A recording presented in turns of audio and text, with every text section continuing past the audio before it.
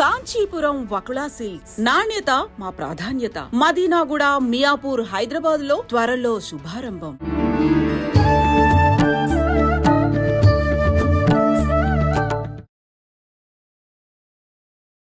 నమస్కారం, welcome to I dream. ధర్మ మార్గం విత్ విజిత కార్యక్రమానికి స్వాగతం. ప్రస్తుతం మనతో పాటు ఉన్నారు దివ్య విశ్వశక్తి పరివార్ ప్రచారకులు స్వామి ఓం స్వరూప్ గారు. ఇప్పుడు వారితో మాట్లాడి మరిన్ని మంచి మంచి విషయాలు అడిగి తెలుసుకుందాం. నమస్తే అండి. శుభమస్తు దివ్య స్వరూపులందరికీ కూడా. స్వామీజీ, ప్రతిసారి మీతో మాట్లాడినప్పుడల్లా శక్తి శక్తి దివ్య శక్తి అని చెప్పి ఎక్కువగా శక్తి గురించే మాట్లాడడం జరుగుతుంది. అసలు శక్తి అంటే ఏంటి? నిజంగా మనం శక్తిని చూసే అవకాశం ఉంటుందా? నిజంగా శక్తిని చూసే అవకాశం ఉంటే ఆ శక్తిని మనం అంటే స్వీకరించే అవకాశం ఉంటుందా? మనం స్వీకరించిన శక్తిని ఇప్పుడు నా దగ్గర శక్తి ఉంది అని అంటే దాన్ని నేను ఇంకొకరికి ట్రాన్స్ఫర్ చేసే అవకాశం ఉంటుందా? ఇలాంటి అంటే ఇవి సిల్లీగా అనిపించవచ్చు, ఎలాగైనా అనిపించవచ్చు, కానీ ఇవన్నీ నాకు అనిపించినాయి మీరు మాట్లాడుతున్న సందర్భాల్లో. ఎందుకో ఒకసారి టాపిక్ చేస్తే నాలాగా డౌట్ ఉన్న వాళ్ళకి ఒక సమాధానం దొరుకుతుంది కదా అని చెప్పి నేను ఇది తీసుకోవడం జరిగింది. ముందు అసలు శక్తి గురించి తెలియజేయండి.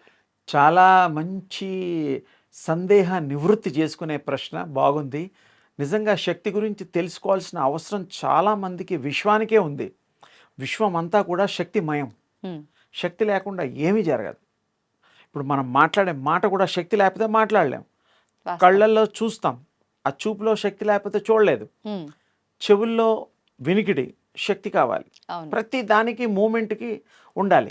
Matter energy, energy matter. ఇది సైంటిఫిక్గా కూడా మనం ఒప్పుకోవాలి. శక్తి అనేటువంటిది, దివ్య శక్తి అనే పదం ఎందుకు పెడతామంటే, దివ్యమైనటువంటిది అంటే దానికి మించిన గొప్పది కానటువంటిది అదే గొప్పది అని అర్థం. దివ్యం అంటే ఇంకా అల్టిమేట్. దివ్య శక్తి, ఆ శక్తిలో అంత గొప్ప శక్తి ఇంకా వేరేది ఉండదు. అది మీరు భగవశక్తిగా మాట్లాడచ్చు, ఆదిపరాశక్తిగా మాట్లాడచ్చు, దేవుళ్ళ పేర్లు కూడా పెట్టుకోవచ్చు. శివుడుగా, రాముడుగా, కృష్ణుడుగా, దశావతారాలుగా, అమ్మవార్లుగా, అయ్యవార్లుగా, ఏదైనా దేవుళ్ళకి కూడా శక్తి ఉంది. శక్తి లేని దేవుడు లేడు. అసలు మామూలుగా దేవుడు ఉద్భవించడానికి ఇప్పుడు శివుడు, బ్రహ్మ, విష్ణు, మహేశ్వరులు అవతరించారు. అవతరించడం అంటే కూడా చాలా మంచి పదం వాడుతూ ఉంటాం, మనకు తెలుసో తెలియకో. అవతరించడం అంటే ఎంటరింగ్ అని అర్థం, రావటం, ప్రవేశించడం. అంటే తానే ఆ శక్తి రూపం ధరించడం. అదే ఇప్పుడు మనం మానవ అవతారం, అది భగవత్ అవతారము. దేవుళ్ళు కూడా అవతరించారు. అంటే ఒక చోట ఉండే శక్తి, ఇక్కడ చూడండి ఎంత చక్కటి డీటెయిల్స్ ఉన్నాయో. ఒక చోట ఉండే శక్తి ప్రసరణ జరిగి, ప్రవహించి, ప్రయాణం చేసి ఒక చోటకి చేరుకొని ఆవిర్భావం జరిగి అవతరించడం అనే దాన్ని, శక్తిమయం అవడేదాన్ని మనం అవతారము అంటాం. అవతరించడం అంటే స్వీకరించడం ఆ రూపాన్ని. శక్తిలో రూపాలు ఉంటాయి, ఏ రూపం అంటే ఆ రూపం వస్తుంది. ఇప్పుడు మగవాళ్ళు తల్లులుగా అయిపోవాలంటే ఆయన అనుకుంటే సంకల్ప సిద్ధితో తల్లిగా మారిపోతారు. అది ఒక దేవతల విషయంలో మామూలుగా మానవులు కూడా తపోశక్తి సంపన్నులు, ఋషులు, దివ్య యోగులు, వాళ్ళందరూ చేయగలుగుతారు. ఇప్పుడు అలాంటి వారు ఇప్పుడు కూడా అది ముందు శక్తి సంపాదిస్తేగా మీరేమైనా చేయడానికి. డబ్బు ఉంటేగా ఏదైనా కొనుక్కోవడానికి. డబ్బు లేకుండా కొనుక్కోవడం అంటే అది కలలు, గాలిలో ఊహించుకోవడం అవుతుంది. శక్తి సంపాదించాక మీరు ఏమైనా చేయొచ్చు. ఎలా సంపాదించవచ్చు ఆ శక్తిని మనం కూడా అంటే మళ్ళీ మనం పద్ధతే దివ్య విశ్వశక్తి యొక్క మా యొక్క ఉద్దేశం అందరికీ దివ్య శక్తి కావాలని, పొందాలని, వారు దివ్య స్వరూపులు అవ్వాలని, వారికి ఎప్పుడు ఆ యొక్క అనంతమైనటువంటి విశ్వశక్తి వారికి కలిగి వాళ్ళ కోరికలే కాదు, ఆరోగ్యమే కాదు, ఇతరులను కూడా మార్చే శక్తి, యుక్తి, అనురక్తి, భక్తికి రావాలి. వాళ్ళకి వస్తుంది. రోజు సూర్యోపాసన, తేజోపాసన, శక్తోపాసన, బ్రహ్మోపాసన, ఇలాంటివి ఏ పేర్లు పెట్టినా, ప్రకాశోపాసన కూడా ఉంది. ఇదేంటండి అంటే తేజోపాసనకి మారు పేరు. అంటే ఆ డివైన్, ఆ తేజోమయమైనటువంటి దివ్య తేజస్సు, ప్రకాశము. దేవుడిని వెనకాల ఎంత తేజస్సు ఉంటుంది, ఆరా అంటాం. మనకు కూడా ఆరా ఉంటుంది. ఓకే, ఇప్పుడు శక్తిని సంపాదించడం వల్ల ఇప్పుడు మీరు చెప్పిన ఈ ఇన్ని విధాలుగా మనం శక్తిని సంపాదించవచ్చు.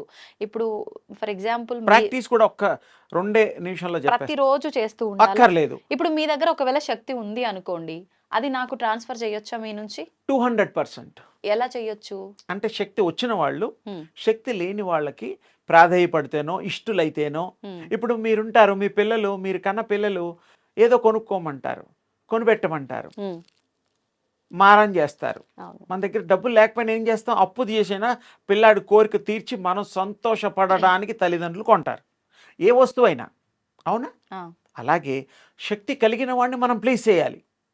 ప్లీజ్ చేయడం అంటే ఆయనకి నచ్చినట్టు గుణగణాలు మనకు ఉండాలి. హ్మ్. మంచి గుణం, అబద్ధాలు ఆడకపోవడం, సత్యం మాట్లాడడం, హ్మ్. మంచి ప్రవర్తన, అందరూ ప్రపంచం అంతా శాంతంగా ఉండాలి, అందరికీ మంచి జరగాలని ఏ మానవుడైతే మనసా కోరుకుంటారు. వాచా కోరుకుంటాడో ఆ కోరికలన్నీ శక్తి సంపన్నులు సంపాదించిన వాళ్ళకి నచ్చుతాయి. అంటే ఆ శక్తి కూడా వాళ్ళు ఎందుకు సంపాదిస్తారంటే సర్వ లోకాలు శుభకరంగా ఉండాలి, హ్మ్. సంతోషంగా ఉండాలి, ఆరోగ్యంగా ఉండాలి హ్మ్. అనే ఉద్దేశ్యమే తపస్సు చేసుకునేవాళ్ళు. అందులో వారొకరు. ఓకే. అందరిలో మనం, మనలో అందరూ. హ్మ్. ఏకం బహుష్యామి. హ్మ్. ఒక్కడే అనంతుడు. అనంతంలో కూడా ఆ ఒక్కడు కలిసిపోవాలి. ఆ! అప్పుడు ఏకత్వం అవుతుంది. భిన్నత్వాలు ఉండవు. ఉండవు.